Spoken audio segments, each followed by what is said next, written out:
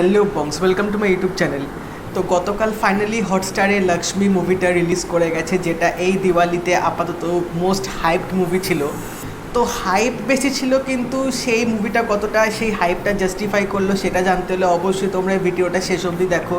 তাহলে তোমরা বুঝতে পারবে যে এই মুভিটা দেখা আদৌ উচিত কিনা, বা এই মুভিটা দেখলে তোমাদের টাইমটা সেভ হবে না নষ্ট হবে, সেটা সব এই ভিডিওটার মধ্যে জানতে পারবে।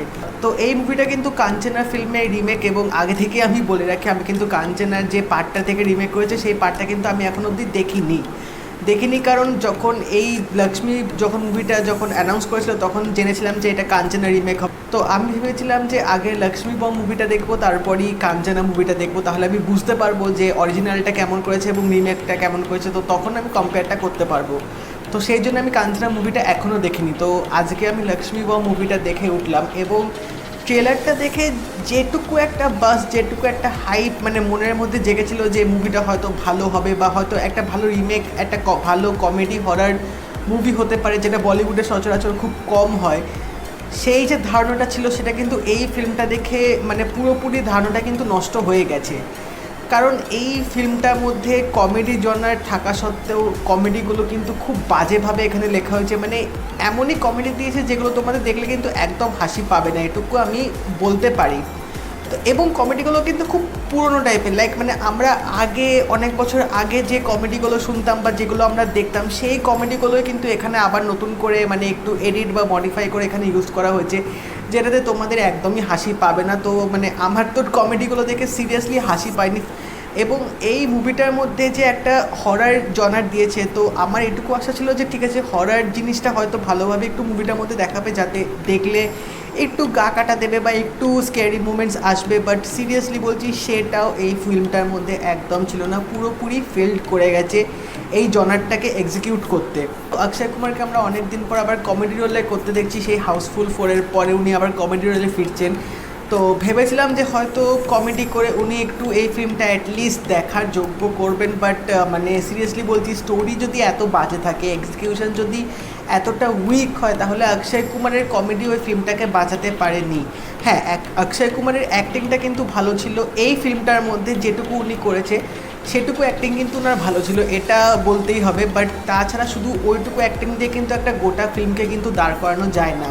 তো এই ফিল্মটা যদি কিছু বছর আগে একটু রিলিজ করতো তাহলে আমার হয়তো তখন চলতে পারতো, কারণ তখনকার টাইমে অডিয়েন্সদের কিন্তু একটা টেস্ট ছিল, আর এখনকার টাইমে অডিয়েন্সের টেস্টটা কিন্তু অনেকটা ম্যাচিওর হয়েছে, অনেকটা কিন্তু ইমপ্রুভ হয়েছে। এখন কমেডির নামে কিন্তু একটা ভাড়ামো করলে কিন্তু সেই ফিল্মটা কিন্তু হিট হয়ে যায় না, এবং কমেডিটা কিন্তু ঠিকভাবে যদি না করা হয়, ইউটিলাইজ করা হয়, ঠিকভাবে যদি না লেখা হয়, তাহলে কিন্তু ওই ফিল্মটা কিন্তু মানে চলবে না সেই মতো। তো একটু করে তোমাদের গল্পটা বলে দিই। এখানে হচ্ছে কিয়ারা আডবাণী এবং অক্ষয় কুমার হচ্ছে একটা কাপল আছে, এবং তাদের একটা ছেলে আছে, এবং এই ছেলেটা কার সেটা অবশ্যই ফিল্মটার মধ্যে রিভিল হবে, যেটা তোমাদের জানতে হলে অবশ্যই দেখতে হবে।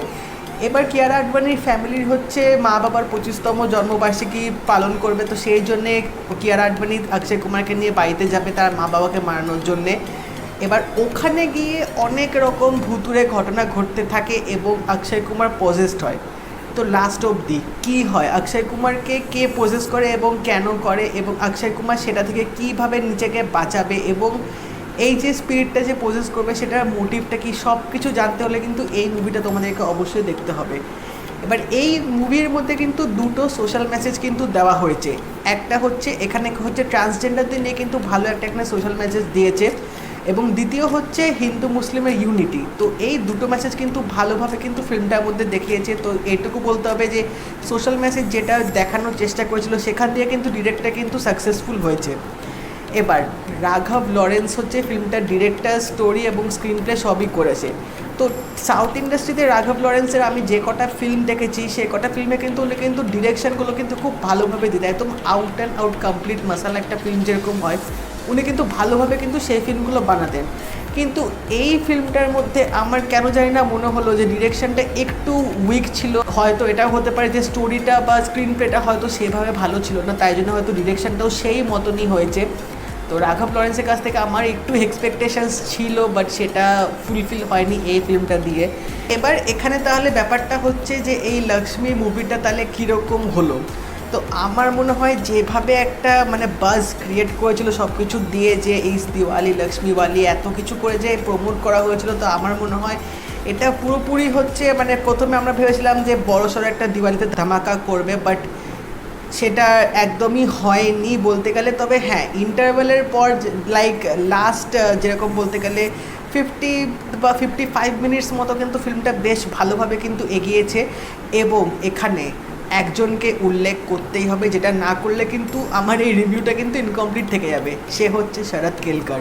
এই লোকটা হচ্ছে একটা মানে জেম, জাত অ্যাক্টার পুরো বলিউডে বলতে গেলে। শরৎ কেলকারকে আমরা লাস্ট দেখেছিলাম তানাজি মুভিতে, ওখানে অজয় দেবগান এবং সৈফ আলি খান থাকা সত্ত্বেও কিন্তু শরৎ কেলকার কিন্তু দারুণ অভিনয় করেছিলেন এবং সবার মনের মধ্যে কিন্তু একটা ছাপ ফেলে দিয়েছিলেন। এবং এই ফিল্মে যেটুকু স্ক্রিন প্রেজেন্স পেয়েছে শরৎ কেলকার, এত ভালোভাবে ইমোশন সিনগুলো এত ভালোভাবে করেছে, এত ভালো অ্যাক্টিংটা করেছে, মানে নেক্সট টাইম যদি তোমাদের লক্ষ্মী এই ফিল্মটা যদি কথা মনে পড়ে, আমি গ্যারান্টি দিয়ে বলতে পারি শরৎ কেলকারের অ্যাক্টিংয়ের কথা কিন্তু তোমাদের অবশ্যই মনে পড়বে। তো আমার মনে হয় আরেকটু হয়তো ওনাকে একটু স্ক্রিন প্রেজেন্স দিতে পারতো, বাট সিরিয়াসলি যেটুকু দিয়েছে পুরো পুষিয়ে দিয়েছে। ওইটুকু ওই সিনগুলো কিন্তু তোমাদের দেখতে বেশ ভালো লাগবে। তো ওই মোমেন্টগুলো কিন্তু বেশ ভালোভাবে শরৎ কেলকার কিন্তু এখানে ফুটিয়ে তুলেছে।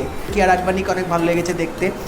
তো তাছাড়া বলতে গেলে বা তোমরা যদি একটু আশা নিয়ে বসো যে লাইক যারা তোমরা কাঞ্চনা দেখেছো তারা ভালো বুঝবে, তারা যদি সেই আশা নিয়ে বসো যে কাঞ্চনার মতো সেইভাবে হয়তো রিমেকটা এখানে হয়তো করেছে, তাহলে হয়তো মানে একটু আশা হয়তো তোমাদের ভাঙতে পারে। জাস্ট পাতি 2.5 ঘন্টার মতো তোমরা যদি ভালো একটা টাইম কাটাতে চাও, একটা ফিল্ম দেখে যদি সময়টা স্পেন্ড করতে চাও, তাহলে তোমরা এই ফিল্মটা দেখতেই পারো।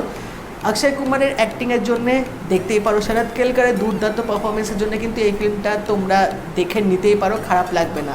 বাট তাছাড়া এই ফিল্মটার মধ্যে সেরকম কিছুই নেই। ও আর প্রথম কথা, ফিল্মটার ফার্স্ট 1 আওয়ার আমি বুঝলাম না ফিল্মটার প্রথম 1 ঘন্টার মধ্যে কী ডেভেলপ করতে চাইছে, এবং কমেডিগুলো কিন্তু অত্যন্ত বাজে ছিল, মানে হাসি পাবে না। আমি এখনও বলছি, আগেও বলেছি, তোমাদের কিন্তু হাসি পাবে না। তো আমার মনে হয় 1 ঘন্টাটা যদি একটু ট্রিম করা যেত, তাহলে হয়তো ফিল্মটা রান টাইমটা আরও কমলে হয়তো ফিল্মটা হয়তো আরও দেখতে হয়তো ভালো লাগতো, সেই অতটা বোর হয়তো লাগতো না।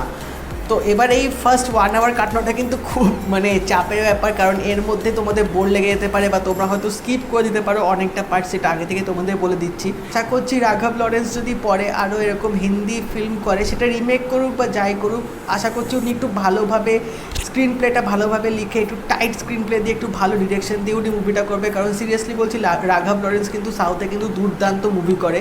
তোমরা হয়তো যারা নাগার্জুনের মাস দেখেছো বা প্রভাসের, তোমরা যারা রেবেল দেখেছো, তারা ভালো করে জানো যে রাঘব লরেন্স কিন্তু একটা মাল্টি ট্যালেন্টেড অ্যাক্টার। তো এবার দেখা যাক বলিউডে উনি সেকেন্ড চান্স পেলে কীরকম করে ভালোভাবেই করবে আশা করছি। তো ফিল্মটা আমি আজকে থেকে রিভিউ দিচ্ছি, কারণ অনেকেই গতকাল দেখে রাতেই ছেড়ে দিয়েছে, বাট আমার তখন দেখার সময় হয়ে ওঠেনি। তো তোমরা যারা এখন অবধি দেখে নিয়েছো আমাকে জানিও তোমাদের কেমন লাগলো, আর এই ভিডিওটার সাথে যদি তোমরা একমত হও অবশ্যই আমাকে কমেন্ট সেকশনে জানিও, এবং তোমাদের কি মতামত আছে সেটাও আমাকে জানিও। আর যদি এই ভিডিওটা ভালো লেগে থাকে তাহলে এটা লাইক করে দিও, শেয়ার করে দিও, আর অবশ্যই চ্যানেলটা কিন্তু সাবস্ক্রাইব করে দেবে, নোটিফিকেশন বেলটা অল করে দাও, তাহলে নেক্সট আমার ভিডিওগুলো আসলে তোমরা তখনই মোবাইলে কিন্তু নোটিফিকেশনটা পেয়ে যাবে। তাই দেখা হবে পরের ভিডিওতে, বাই।